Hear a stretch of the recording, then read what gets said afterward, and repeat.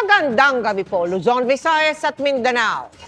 Iniimbestigahan sa Senado kung kaso ng stolen identity ang nadiskubre nitong dalawang Alice Lialgo na pareho din ang kaarawan at lugar ng kapanganakan.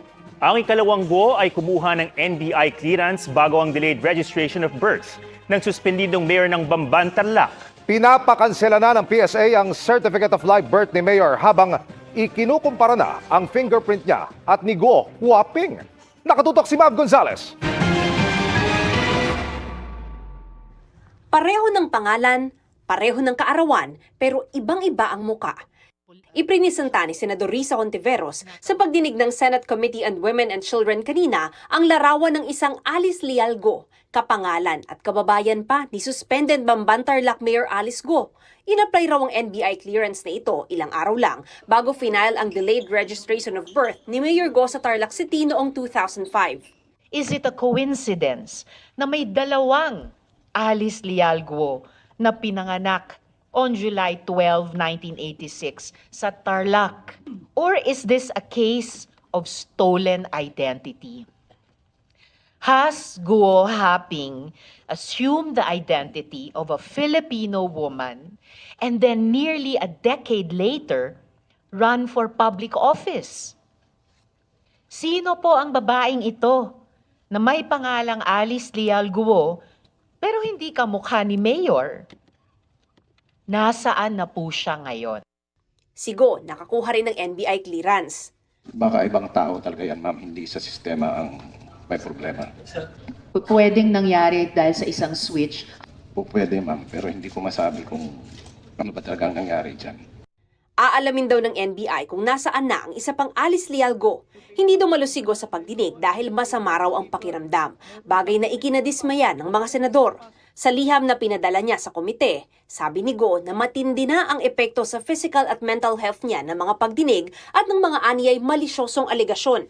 Pero nanindigan ng komite na kailangan niyang humarap kaya sinabpina na siya, pati ang kanyang tatay, 3 kapatid at partner ng kanyang ama na si Lin Wenyi. Mayor Alice, or should I say, Guo Huaping, if you do not honor the subpoena, I will cite you in contempt. Tinanong din muli ng mga senador kung si Go nga ba ang Chinese national na si Go Huaping. Nakuha na raw ng NBI ang fingerprint records ng dalawa at chinicheck kung pareho. Ayon sa Anti-Money Laundering Council, iba-iba ang idineklara ni Go na pangalan ng nanay niya sa mga binuksan niyang bank account. Nakalagay po Wenlin Lial po. Nung binuksan niya yung account niya, voluntarily, sinulat niya na ang kanyang mother's maiden name is Wen Yilin. May Opo. Lial lang. Opo. Dahil sa mga issue sa pagkatao ni Go, pinapakansela na ng Philippine Statistics Authority ang Certificate of Live Birth nito. We already endorse to the Office of the Solicitor General for the cancellation of the Colby. Yeah, because ang PSA naman has no power to automatically cancel pag nakita natin na may irregular process doon sa registration. Humarap naman sa komite ang isang incorporator umano ng Hongsheng Gaming Corporation na nag-operate noon sa Bamban Pogo Hub. Sabi ni Merly Joy Castro, nagulat na lang daw siya nang may matanggap na imbitasyon mula sa Senado at sulat mula sa BIR tungkol sa pagsasara ng Hongsheng. Wala po kasi akong pinipirmahan na kahit anong papel po. Actually, wala akong alam kung paano mag-ano ng corporation. Kasi wala naman po akong kakayahan para magtayo ng corporation. O yung signature nyo daw, di umano, dun sa Articles of Incorporation, ay fake. Opo. Kaya nasita ang PAGCOR. Paano nakalusot ito sa kanila? Isa po ito sa mga ina-address natin, yung mga addresses po ng mga incorporators are being checked one by one. Because in the previous probity check po na ginagawa, it only includes the documentations, the documents of the corporation as well as the cases. Ayon naman kay Hontiveros, may ebidensya na ng koneksyon ng iba't ibang ni-raid na Pogo Hub sa bansa. Si Wang Ziyang, ang Chinese fugitive na kasosyo ni Go sa Bamban Pogo, incorporator din ng Pogo sa Sun Valley Clark. Ang Hongsheng Gaming Corporation naman na nasa Bamban Pogo Hub, konektado rin daw sa Lucky South 99 na nasa Porac Pogo Hub. Humarap din sa pagdinig si Porac Mayor Jaime Capil na ginisa kung bakit hindi gumawa ng paraan na makapasok sa Pogo Hub nang inspeksyonin nila ito noon. pinapasok po kami hanggang doon lang sa guardhouse. Pero doon hanggang sa security office lang. Kaya hindi po sa buong area po. Okay. So Mr. walang Chair. checking na nangyari. Kung nasa labas lang kayo, tinignan lang natin yung facade, in reality, walang checking na nangyari. Ganun po yung nangyari dahil hindi po tayo pinapasok talaga sa buong area. Hindi ba kayo nagkaroon ng duda bakit hindi kayo pinapapasok?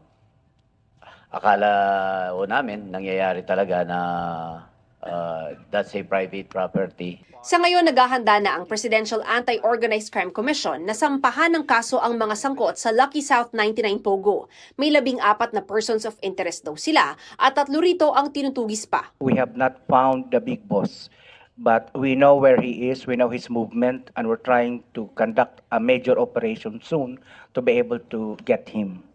But how confident are we? We are not 100% confident because, sir, ang dami nilang alam eh.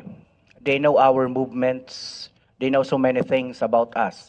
So, how? We don't know. Para sa GMA Integrated News, Walang alis lialgo sa address sa pinuntahan ng NBI agent na ipinagpalagay nitong ang tinutukoy sa ipinresintang NBI clearance sa Senado. Natsyempohan ng GMA Integrated News ang pagpunta roon ng agent na layon ding alamin kung doon nga nakatira ang isang alis lialgo. Sa aming panayam sa mag-asawang nakatira doon, sinabi nilang walang alis lialgo at di rin umano nila ito kilala. Kwento nila, pinaupahan nila ang bahay na ginawang parlor na may 4 na tauhan sa loob ng 2 dekada. Ang pinuntahan ng NBI agent ay sakaling nakalagay sa clearance pero iba ang mismong lugar bagamat katunog. Pinuntahan din namin ang lugar na nasa clearance pero walang kalye roon, nakapangalan ng kalye na nasa dokumento. Should read more and learn more. You cannot make logical, intelligent decisions if there's nothing, no facts, no figures between your brains, between your ears. Another point is that when you make decisions, please, it's the good of the country, it's for the next generation. Remember that not all of us have an escape hatch like you do. We do not have billions of dollars stashed away somewhere. We do not have houses in other parts of the world that can be a safe haven for all of us. So please read, learn, go back and find out what happened in history, because if you don't know it, or you don't want to know about it, then you're just bound to make the same mistakes or commit the same mistakes. So remember, we 115 million Filipinos are stuck here. You have the freedom to fly anytime you want. You can have all the jets. You can buy all the houses, the palaces, the mansions that you want. And all the spending money that you could not even finish in how many 100 lifetimes. Please, don't make us look like fools, and maawa naman kayo sa Pilipino. Kayo, walang problema eh. Marami kayong bahay sa ibang bansa. Pera. Madali kayo lumipad. Ginawa nyo na yan eh. Lumipad na kayo eh. O, di ba? So, yun lang ang aking masasabi. Kawawa naman po kami. At hindi lang mahihirap ang kawawa. Yung middle class na paunti-unti nawawala. Yung kanilang pinag-ipunan dahil lang naniniwala sila dito sa mga propaganda, sa mga trolls, sa mga TikTok, sa mga... Hindi po yan ang kailangan namin eh. Kasi binabaliwala ninyo yung suliranin ng taong bayan. Binabaliwala nyo, hindi nyo pinapansin. Yung may reklamo, wala lang, baliwala lang lahat yan. Kasi sayawan lang, party lang, sige, biyahe lang tayo, okay. Okay lang sana kung maunlad yung bansa natin. Ngayon, meron pang Maharlika Fund. Di ba? Nakita natin sa Sweden, sa ibang bansa, na lusaw lahat yung pondo. Ang daming mga pera ng GSIS, SSS, o kung ano pa mang government institutions na ilalagay nyo dyan. Hindi yan sarili nyong alkansya. Kaya mag-ingat po kayo. Dahil, hindi lang tatahimik ang Pilipino. Alam natin yan. Naghihintay lang ng oras yan. At kung hindi nyo alam kung anong gagawin ninyo, mabuti ngayon pa lang, magkaalaman na. Yun po. Thank you. We have time for closing statement. Thank you very much, Senator Cosette. Short closing statement to summarize your views about the appeal to end war, EDCA, and to prevent the Ukraine situation in the Philippines. Ako po'y nagpapasalamat na merong ganitong Kamuning Bakery Cafe forum.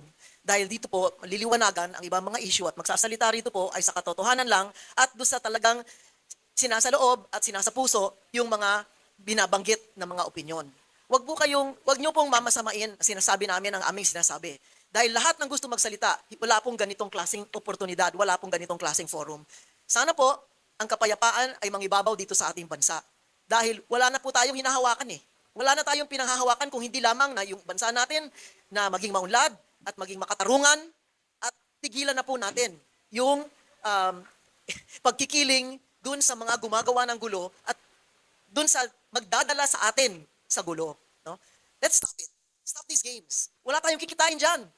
Kung may kumita man, baka ibang kontratista kikita. O, di ba? O, yung mga ibang stockholder, bibili ng stocks dun sa mga kumpanya na gumagawa ng mga tangke at gumagawa ng mga fighter jets, mga barko. Sila lang ang kikita dyan. Lahat tayo talo pagka nagkagulo dito. No? Kaya mahal natin yung ating bansa, pero hindi natin masasabi na yung mga desisyon ng liderato ay dahil mahal nila yung ating bansa. Yun po ang ating malaking problema. Kaya pasalamat po ako sa lahat sa inyo sa media dahil sa pamamagitan ninyo, doon aabot yung mga ganitong pananaw sa taong bayan. Maraming salamat po.